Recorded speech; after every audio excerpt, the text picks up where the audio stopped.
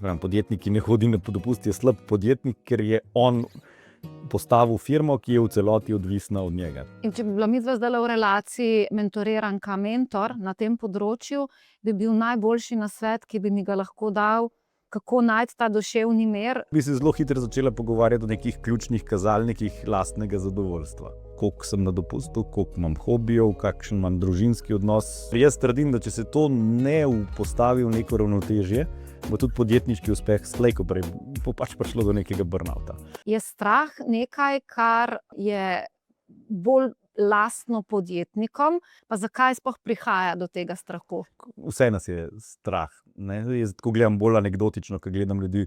Kar lahko pa potrdim je, da je pa podjetnike, sploh ta uspešne v povprečju, bolj strah kot drugega. Če gremo čisto, zakaj bi nekdo delal 14 ali pa 16 ur na dan? Ne? Zakaj ne bi šel na dopust?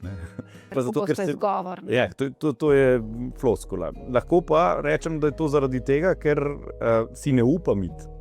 Ker se bojim. Jaz poznam cel kup ljudi, ki je prodal firmo za milijon evrov, pa si nič ni kupil, pa sam ga se je prepričal, da to ni dovolj, da bo on do konca življenja preživel.